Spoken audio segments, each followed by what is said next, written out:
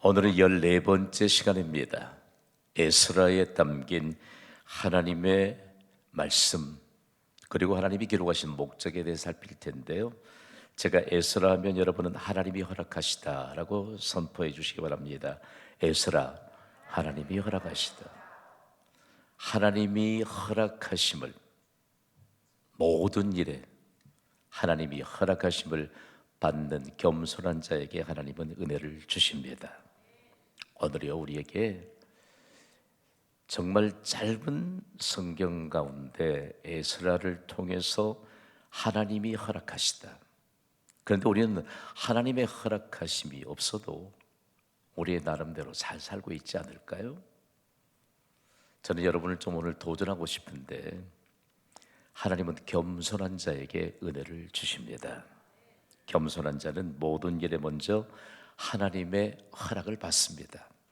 그러니까 우리에게 예수님이 새벽부터 하나님의 보좌 앞에 나아가 기도하셨던 것을 친히 모범으로 보여주셨잖아요.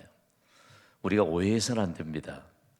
하나님의 허락하심을 받기를 사모하는 오늘 수협의 헌신자들 되시기를 주님의 이름으로 축복합니다. 에스라를 이해할 때 실제적으로 에스라는 포로 후의 역사서로 이스라엘이 포로로 잡혀간 후에 하나님께서 그들을 어떻게 하셨으며, 그리고 포로에서 돌아온 백성이 무엇을 하였는가를 기록하고 있습니다. 그러니까 포로 이후의 역사서를 성경은 세 권으로 분류하고 있는데, 에스라, 느헤미야, 에스더입니다. 그 가운데 오늘 우리는 에스라를 우리가 함께 좀 살펴볼 텐데, 에스라 명칭은요, 여러분이 잘 아시는 대로 책에 등장하는 주요 인물인 에스라의 이름을 제목으로 붙였습니다. 히브리 정경 명칭도 에즈라입니다. 우리말 음력으로는 에스라로 번역했는데, 에즈라는 여호와의 도움이라는 의미입니다. 여러분, 에스라뿐만이 아니고 모든 사람들이 하나님의 도우심이 없이는 살 수 없습니다. 인정하십니까? 인정하셔야 돼요. 인간이 교만하니까 하나님의 도우심이 없어도 살 수 있는 것처럼 살아요. 그리스도인들이 영적 민감함을 잃어버리면 어떤 일이 생긴 줄 아세요?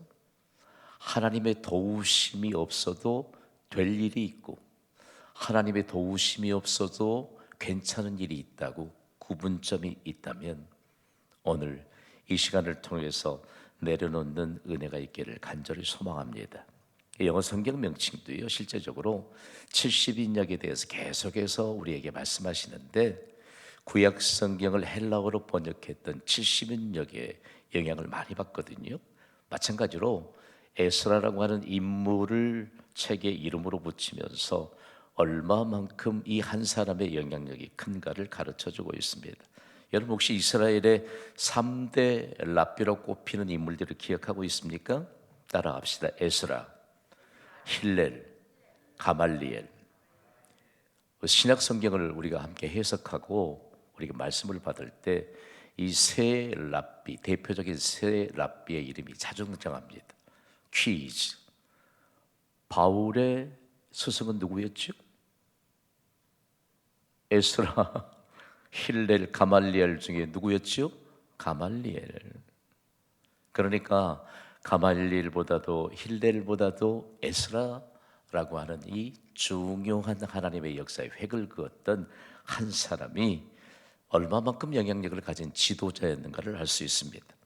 에스라는 이처럼 유대 역사 가운데서도 제2의 모세로 불릴 만큼 영향력을 가진 지도자였습니다. 모세는 하나님의 말씀을 그대로 백성들에게 전달했지요. 에스라도 마찬가지입니다. 그래서 하나님의 말씀을 그대로 받고 하나님의 말씀을 그대로 삶으로 살아내고, 그리고 하나님의 말씀을 받은 대로 우리의 자녀들을 말씀으로 양육할 수 있는 이런 믿음의 모범을 함께 받게 하는 사람이 바로 에스라입니다. 그래서 에스라에는 바벨론이 바사에서 정복을 당한 이후에 역사적인 사건부터 그 이후의 역사적인 사실이 기록되어 있습니다. 성경에 등장하는 바사는 페르시아를 말합니다. 바사의 첫 왕인 고레스는 본래 작은 왕국의 왕이었습니다. 그런데 바사 제국들을 통합한 능력의 소유자였습니다. 이 사람은 하나님을 알지 못합니다. 그 누구의 도우심으로 이렇게 됐지요? 하나님의 도우심으로. 놀라운 일입니다. 고레스는 이어서 강대국인 바벨론까지 정복해 버렸습니다. 잘 들으십시오. 저는 하나님의 능력을 믿습니다. 고레스가요, 바벨론 왕국을 정복할 때 싸움다운 싸움을 해본 적이 없습니다. 하나님이 배경돼 주시니까 가는 곳곳마다 다 문을 열어줘 버려요. 여러분, 오늘 이 예배 끝나고 내일부터 우리의 삶의 현장으로 나갈 때 하나님이 도움 되셔서 하나님이 앞서 행하실 줄 믿는 믿음이 있다면 모든 닫힌 문들을 열어주시는 하나님의 역사를 기대하시고 삶의 현장으로 나아가시기를 주님의 이름으로 간곡히 부탁을 드립니다. 하나님이 이방의 왕을 하나님의 도구로 사용하십니다. 세상의 모든 힘을 능가하시는 분이 하나님이신 것을 보여주기 위함입니다. 참 놀랍잖아요. 바벨론 제국은 결코 무너질 수 없습니다. 바벨론 제국을 카피했던 나라가 있는데, 제국이 있는데 신약 시대에 우리가 자주 접하는 로마 제국입니다. 생각해 보세요. 신약 시대에 이르기 전에 이미 로마 제국이 흥망기를 달렸는데 로마 제국은 결코 멸망하지 않는다. 어디서 카피해 왔는가? 바벨론 제국을 카피했거든요. 그러니까 무섭죠. 사납지요. 그런데 그들이 이 바벨론 제국이 멸망했음에도 불구하고 겁도 없이 로마 제국은 멸망하지 않는다. 이런 헛된 꿈을 꾸고 살았던 것입니다. 자, 이제 에스라의 기록 목적을 좀 살펴볼 텐데요. 에스라에는 유대가 바벨론의 포로로부터 귀환과 성전 재건을 주로 내용으로 다루고 있습니다. 가장 중요한 것 두 기둥이 있는데 따라합시다. 포로로부터의 귀환. 무엇을 위함입니까? 성전 건축을 위함입니다. 그러면서 우리에게 가장 강력한 메시지를 주는데, 하나님께서 온 세상을 주관하시는 분이 하나님이신데 이 일들을 낙하하고자 하는 분명한 목적이 있는데 하나님은 반드시 하나님의 뜻을 이루십니다.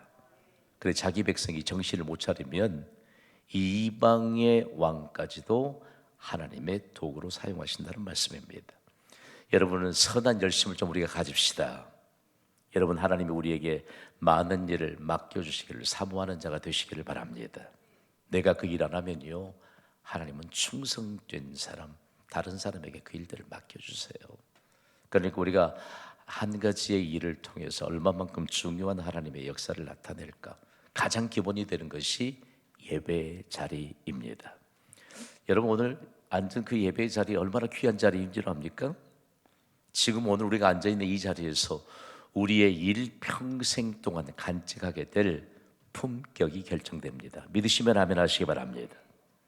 그러니까 우리가 앉아서 예배하는 자리, 기도하는 자리, 봉사하는 자리는 그 어떤 것과도 바꿀 수 없는 자리입니다. 이제 에스라의 전체적인 구성을 좀 살펴볼 텐데요. 먼저는 스룹바벨의 제1차 귀환이 1장에서부터 6장까지 기록되어 있습니다. 스룹바벨의 제1차 귀환은 주전 538년, 그러니까 BC 538년입니다. 스룹바벨은 약 5만 명을 본국으로 인도했잖아요. 49,897명. 본국에 돌아온 후 성전 건축에 스룹바벨이 중심을 두었습니다. 그러면서 이스라엘의 포로 귀환의 의미에 관한 내용들을 가장 먼저 에스라 1장 1절에 기록하고 있는데, 에스라 1장 1절을 우리 다 함께 천천히 소리 높여 정독합니다. 시작. 바사왕 고레스 원년에 여호와께서 예레미야 입을 통하여 하신 말씀을 이루게 하시려고 바사왕 고레스의 마음을 감동시키심에 그가 온 나라에 공포도 하고 조소도 내려. 거기 바사왕 고레스 이름에 좀 표시해 보시기 바랍니다. 당대 가장 영향력을 가진 자입니다. 그런데 그가 누가 도우심으로, 누가 도구로 삼으니까 그렇게 됐죠? 하나님이 도우시고 하나님이 도구로 삼으셨기 때문이라는 말씀입니다. 고레스의 마음을 감동시키십니다. 가장 영향력이 있는 사람이 이처럼 칙령을 선포하게 되는데, 이때가 다름 아닌 주전 538년이었다. 다음으로는 바사왕 고레스의 신앙 고백이 참으로 놀랍습니다. 여러분, 오늘 이 시간에도 지난주에 우리가 말씀을 받았습니다만 이번 한 주간이 얼마나 참 기대와 감격으로 진행되는지 몰라요. 지금 우리에게 성령의 위로가 진행되는 줄 믿습니다.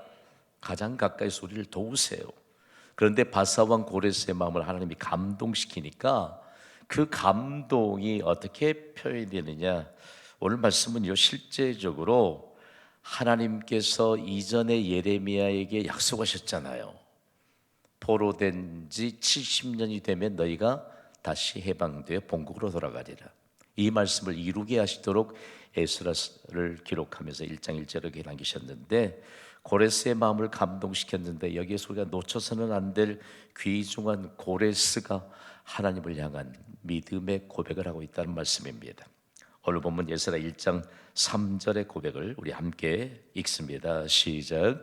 이스라엘의 하나님은 참신이시라. 너희 중에 그의 백성된 자는 다 유다 예루살렘으로 올라가서 이스라엘의 하나님 여호와의 성전을 건축하라. 그는 예루살렘에 계신 하나님이시라. 아멘. 자, 이스라엘의 하나님은 어떤 신이라? 참신이라. 여기에 참신이라고 하는 것은 참기름, 순참기름, 진짜 참기름, 이게 이런 의미가 아니에요. 유일하신 하나님입니다. 여러분, 신은 오직 한 분이신 하나님 한 분뿐이십니다.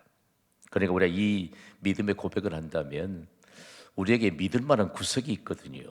믿을 만한 구석이 있어. 믿을 만한 구석이 있다고 하는 것은 우리에게 그동안 계속적으로 오리엔테이션 되어 온 것들이 우리의 생각 속에 잠재되어 있습니다. 그러면 하나님의 말씀에 영향을 받지 못합니다. 항상 결정은 내가 하면 그만이에요. 그리스도인들이 기도는 해도 실제적으로 결정하는 일에 대해서는 기도의 대상이신 하나님과는 전혀 상관없이 많은 일들을 결정하게 되는데, 이처럼 고레스가 이 한마디의 신앙 고백을 통해서 하나님의 뜻을 다 나타내잖아요. 너무너무 놀라워요. 저는 이 말씀을 여러분과 함께 나누기 위해서 에스라 1장에서 마지막 장까지 계속 여러분을 정독하는데 가장 제 눈이 빨려 들어갔던 대목이 바로 1장 3절 말씀입니다. 이스라엘 하나님은 참신이시라. 한 분밖에 아니십니다. 유일하신 하나님이신데 고레스의 고백과 고레스를 준비시킨 것은 다름이 아닌 하나님의 은혜로 된 것이라는 말씀입니다. 그래서 얼마만큼 중요할까? 그는 이스라엘 역사를 잘 알지 못합니다. 그런데 하나님이 감동을 시키니까 이스라엘의 역사를 거슬러 올라갑니다. 바벨론이 겁도 없이 성전에 있는 기구들을 다 몽땅 빼앗아 갔습니다. 그런데 그 그릇들을 유다 총독 세스바살에게 주었습니다. 금은 그릇이 5,400개나 되었습니다. 중요한 내용입니다. 하나님의 성전에서 사용될 그릇. 우리는 과연 오늘 이 시대의 하나님의 교회에서 어떤 그릇으로 쓰임받고 있을까요? 5,400개의 그릇이라고 하는 여러 개의 그릇을 나열하고 있는데 가장 가까이 있는 분에게 좀 물어봅시다. 당신은 어떤 그릇으로 쓰임받고 있습니까? 시작. 좀 해봐요. 물어봐요.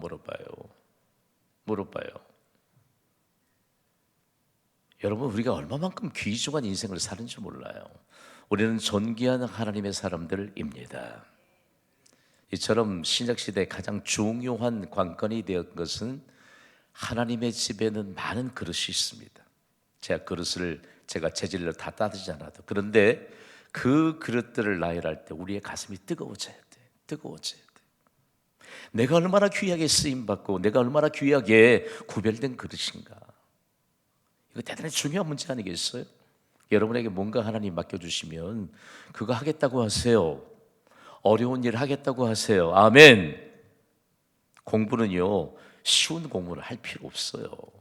그래도 바이블 칼리지로 오시니까 우리가 좀 차원 높은 좀 공부를 해야 되지 않겠습니까? 쉬운 공부를 할 필요가 뭐 있어요?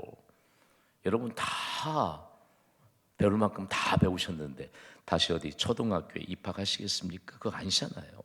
그러면서 얼마만큼 고레스의 신앙 고백이 유다 백성들이 다시 포로에서 회복되어서 다시 본국에 돌아온 이후에 그들의 마음판에 새겨졌는지 모릅니다. 자, 이제 구체적으로 에스라는 도대체 누구인가? 성경은 에스라를 소개하고 있는데 우리를 주목하게 만듭니다. 에스라 1장 6절입니다. 함께 읽습니다. 시작. 이 에스라가 바벨론에서 올라왔으니 그는 이스라엘의 하나님 여호와께서 주신 모세 율법에 익숙한 학자로서 그의 하나님 여호와의 도우심을 입음으로 왕에게 구하는 것은 다 받는 자이더니. 아멘. 좀 분석해 봅시다. 그는 이스라엘의 하나님 여호와께 주신 무엇에 익숙한 사람이지요? 율법에 익숙한 학자였다. 중요한 내용입니다. 여러분, 우리가 하나님의 말씀인 성경에 익숙한 자들 되시기를 주님의 이름으로 축복합니다. 지나침이 없어요. 하나님의 말씀에 익숙한 자를 하나님이 영광스러운 도구로 사용하시는데, 그가 어떻게 포로된 자들 중에 이방의 왕이 통치하고 있는데 하나님 여호와의 도우심을 입으니까 왕에게 구하는 것은 다 받는 자더라. 예수님이 가르쳐 주셨잖아요. 믿고 구하는 것은 다 여러분이 이어가 보세요. 믿고 구하는 것은 다 받으리라. 다른 교회 성도님들이 꽤 많이 오셨네요.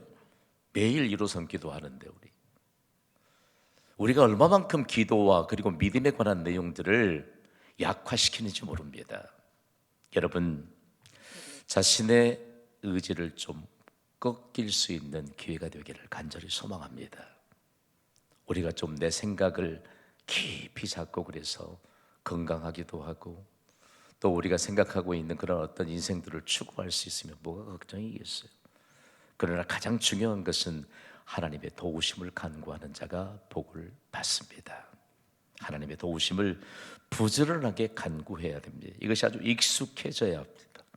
그러면서 고레스의 측력에 관한 내용들을 함께 에스라가 그대로 기록하고 있는데, 고레스의 측령은 다름이 아닌 하나님의 섭리입니다. 하나님의 뜻을 어떻게 이룰 것인가. 그리고 하나님이 말씀하시잖아요. 말씀하신 대로 그대로 하나님은 이루어 가십니다. 이것이 하나님의 섭리입니다. 그러니까 어떻게 하나님이 누구를 통해서 이루어 가시는가라고 하는 것인데, 고레스의 칙령이 바로 다름 아닌 에스라 1장에 온전히 기록되고 있습니다.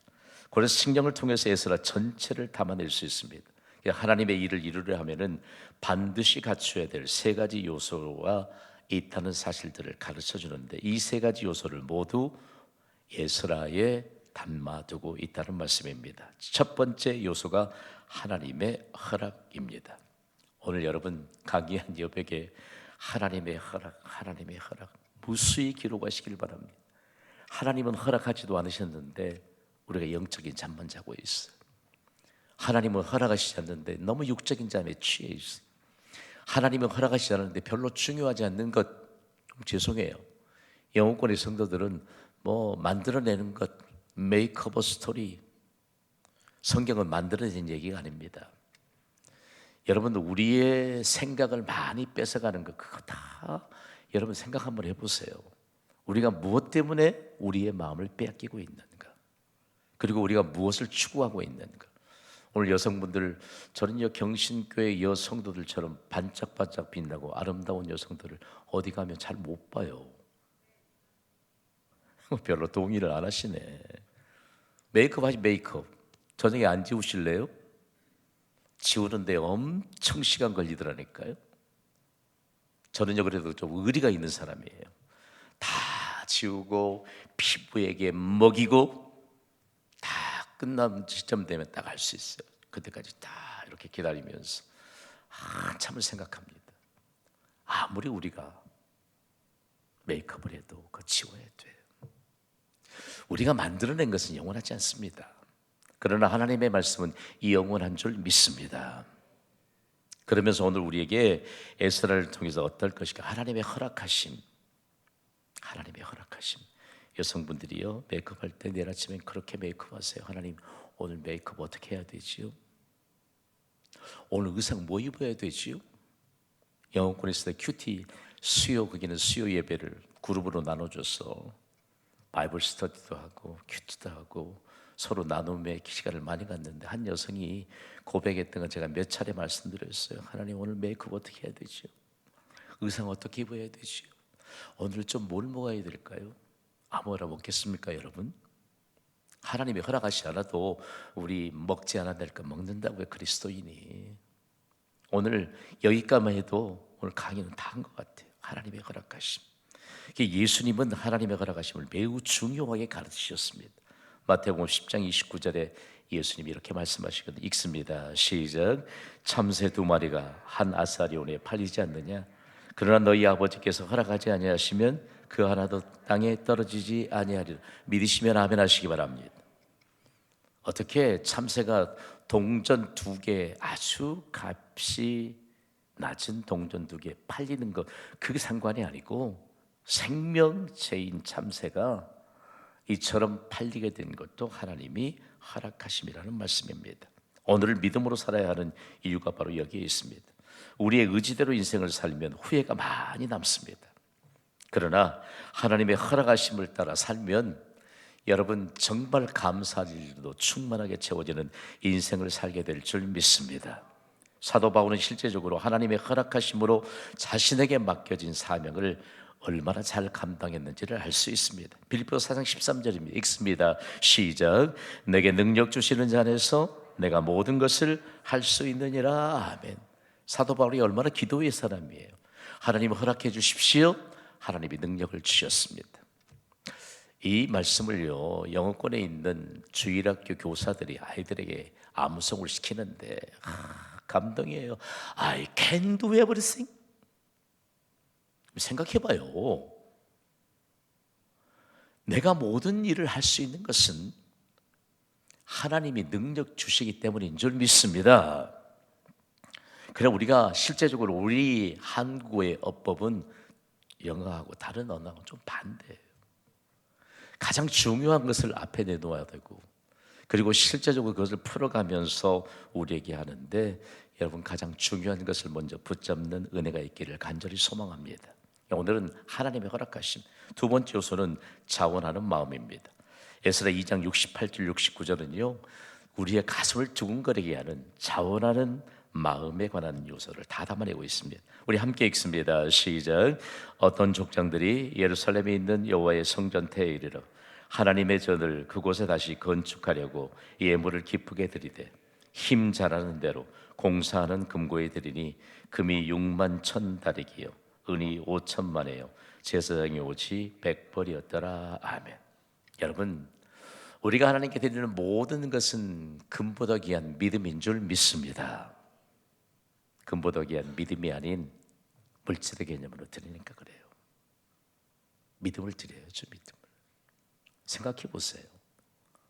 믿음으로 드리는데, 믿음을 드리는데 오늘 이 믿음의 가치가 과연 어디에 있을까? 세 번째 요소는요 헌신의 예물입니다. 고레스 칙령 중에 눈에 빨려오는 들어오는 대목이 있는데 하나님을 향해 헌신하라는 겁니다. 에스라 1장 4절입니다. 읽습니다. 시작. 그 남아있는 백성이 어느 곳에 머물러 살든지 그곳 사람들이 마땅히 은과 금과 그 밖에 물건과 짐승으로 도와주고 그 외에도 예루살렘에 세울 하나님의 성전을 위하여 예물을 기쁘게 드릴지니라 하였더라. 아멘. 중요합니다. 자, 에스라가 이방의 왕이 구한 모든 것을 다 받았다고 했는데 실제적으로 이처럼 포로에서 귀한 데서 다시 본국으로 돌아오는 모든 사람들을 향해 이처럼 철저하게 자기가 무엇을 어떻게 돌봐줘야 할 것인가, 그리고 실제적으로 백성들에게 이렇게 이처럼 헌신적으로 그가 베풀었던 모든 것을 하나님을 향해 그 헌신에 관한 분명한 결과를 하나님께 가져오는 놀라운 결과물들로 증명되고 있습니다. 하나님은 성전 건축을 위해서 재물과 사람과 건축의 열정을 준비시켰습니다. 그러면서 하나님의 계획을 이루시기 위해 고레스 왕을 하나님의 도구로 사용하셨는데 오늘 이 시대에도요 고레스가 하나님의 감동을 받고 그들에게 그대로 손길을 펼칠 때 백성들이 그대로 하나님의 성전 건축을 위해 그대로 펼치는 이와 같은 일들이 우리가 그냥 지나쳐서는 안 될 대목입니다. 여러분이 하나님께 향기롭게 헌신합시다. 요즘 요한복음 묵상하는데 향기롭게 헌신하는 옥합을 깨트린 마리아라고 하는 한 여인이 복음을 전해지는 곳곳마다 그 여인이 행한 일을 전파하는 이 놀라운 복을 예수님이 주셨잖아요. 그러니까 여러분, 오늘 우리가 예수님의 제자로 산다면 실제적으로 믿음보다 앞서면 고민만 많이 생깁니다. 이 세 가지 필수 요소가 얼마만큼 중요하게 에스라라고 하는 한 사람을 통해서 민족 전체를 움직였는지를 알 수 있습니다. 그런데 성전 건축을 방해하는 요소들이 생겨났습니다. 순조롭지 않았습니다. 사마리아인들의 방해로 성전 건축이 지연이 되었는데 성전 건축에 대한 사마리아인의 방해 시작은 그럴듯합니다. 에스라 4장 2절은 이렇게 기록하고 있거든요. 함께 읽어볼까요? 시작. 스룹바벨과 족장들에게 나와 이르되 우리도 너희와 함께 건축하게 하라. 그럴듯한 것이지만 여기에 구체적으로 하나님의 질서들을 잘 정립하지 못한 그런 상황 속에서 방해가 그럴듯한 것으로부터 시작이 됩니다. 여러분, 누가 옆에 앉아 있습니까? 그럴듯한 것으로 믿음을 방해하지 않게 되기를 원합니다. 행여라도 가족에게 여보 이번 주일날만 예배 조금 말고 다른 거 하면 안 될까? 그럴듯해요. 그럴듯하죠. 믿음 있는 사람이, 믿음이 있는 분이 이번 주일 예배 말고 다른 일 좀 하면 안 될까? 이런 그럴듯한 일들로 사마리아인들이 접근해 오는데 우리가 에스라를 계속해서 말씀을 통해서 계속 읽고 반복적으로 던져준 내용 가운데 그들이 성전 건축을 방해했던 것에 관한 내용들을 드러나게 합니다. 따라합시다. 먼저는 사단의 계략, 이해관계, 혈통적 열등감과 소외감에 대한 저항, 영적 무지, 종교적 편견. 중요한 것 두 가지를 우리가 함께 좀 끄집어내자면 첫 번째 등장하는 사단의 계략입니다. 여러분, 사단의 그럴듯한 계략에 넘어가지 않게 되기를 원합니다. 다음으로는 네 번째 영적 무지예요. 성경은 하나님에 대한 정보를 기록하고 있습니다. 옆 사람을 한번 시간만 있으면 쿡 찔러보면 예수 그리스도에 관한 이름이 선포되면 하나님에 관한 정보를 충분하게 담고 있는 겁니다. 가장 중요한 문제 하나는 우리에게 영적인 무지가 얼마나 엉뚱한 결과를 가져오는지 모릅니다. 이런 성전 건축에 방해가 있었어도 성전은 마침내 완공이 됐습니다. 에스라 6장 14절 15절은 이런 내용을 기록하고 있거든요. 우리 함께 읽습니다. 시작. 유다 사람의 장로들이 선지자 학개와 이또의 손자 스가랴의 권면을 따랐으므로 성전 건축하는 일이 형통한지라. 이스라엘 하나님의 명령과 바사왕 고레스와 다리오와 아닥사스다의 조서를 따라 성전을 건축하며 일을 끝내되 다리오 왕 제6년 아달월 3일에 성전 일을 끝내니라. 아멘. 자, 중요합니다. 아무리 하나님의 일을 방해해도 하나님은 하나님의 뜻을 이루한 일을 형통하게 하시는 줄 믿습니다. 저는 이 일을 믿습니다. 그러니까 기도하고 시행하는 거죠. 그래서 성전을 건축하며 일을 끝내되 계속 반복합니다. 성전 일을 끝내니라. 하나님이 시작하셨으니까 하나님이 마치십니다. 우리의 인생을 시작하게 하신 이가 하나님이신 줄 믿습니다. 우리의 인생이 영광스럽게 마쳐지도록 우리에게 믿음을 주셨잖아요. 그래서 하나님의 허락하심을 늘 사모하고 간구해야지요. 그러면서 에스라의 제2차 귀환에 대해서 기록하고 있는데 7장에서 10장 말씀입니다. 에스라가 스룹바벨에 의해서 2차 귀환을 하게 되는데 이때는 주전 BC 458년입니다. 이때에는요 약 5만 명이 스룹바벨과 함께 왔던 1차 귀환보다 훨씬 더 작습니다. 약 2천 명이 귀환했습니다. 제1차 귀환과는 비교될 때 본국에 돌아온 백성의 숫자는 작지만 에스라가 함께 2차로 귀환했던 2천 명에게는 무궁무진한 강력한 하나님의 능력이 내재되어 있었습니다. 그들은 종교개혁 운동에 중점을 두었기 때문입니다. 그래서 비로소 에스라를 통해서 율법 연구가 본격화되었는데요. 에스라 7장 10절과 11절 말씀에 가장 강력하게 종교 개혁 운동에 중점을 두고 시행했던 에스라를 이렇게 소개합니다. 함께 읽습니다. 시작. 에스라가 여호와의 율법을 연구하여 준행하며 율례와 규례를 이스라엘에게 가르치기로 결심하였었더라. 여호와의 계명의 말씀과 이스라엘에게 주신 율례학자요 학자 겸 제사장인 에스라. 에스라는 율례학자였습니다. 그리고 학자요 그리고 제사장이었습니다. 우리가 쉽게 말하는 율법학자요 그리고 실제적으로 존경받는 스승이었습니다. 성경에는 그냥 학자로 표기하기도 하는데 무엇보다도 하나님 앞에 예배를 주관하는 제사장이었다는 말씀입니다. 에스라는 율법을 연구하는 사람이었는데 율법을 연구했는데 율법을 스스로 준행하며 살았습니다.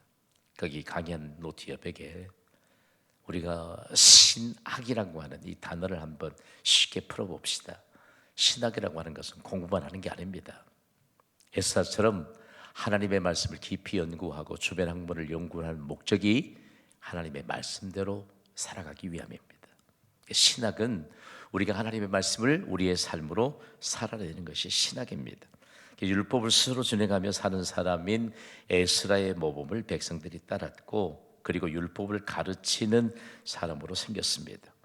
에스라 이후로요 이스라엘에는 율법 연구 그리고 해석 보존을 위해 평생을 바친 그룹이 생겨났는데 신약 성경은 이들을 서기관으로 등장시킵니다.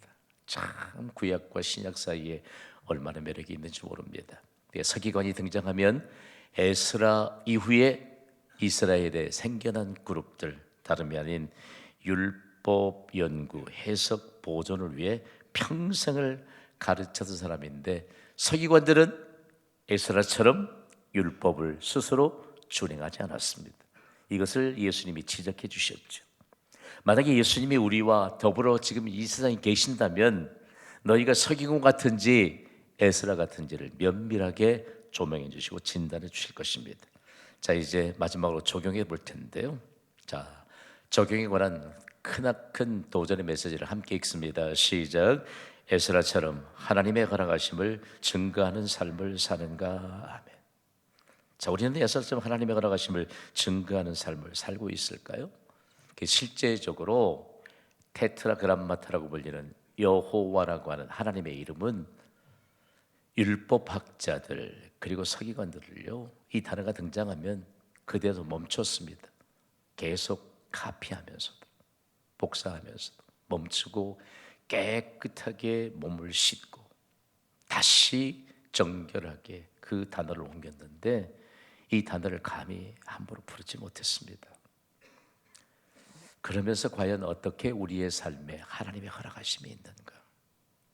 여러분, 우리는 유한한 존재이지만 죄를 갖고 태어났어. 유한한 존재이지만 어제나 오늘이나 영원토록 동일하신 예수 그리스도를 믿는 믿음 때문에 영원한 생명을 얻게 된 줄 믿습니다. 그리고 우리가 기도할 때도 100년을 살 것처럼 기도해야 돼요. 할렐루야. 아니 김 목사님 세상에 1000년을 살 것처럼 기도해야지요. 이게 얼마나 중요한지 몰라요. 그러니까 기도에 익숙하지 않으면 그냥 현실에 관한 내용 가지고 너무 버거운 거예요. 기도는 그렇지 않습니다. 믿음은 그렇잖아요. 우리가 가진 생명은 영원한 생명입니다.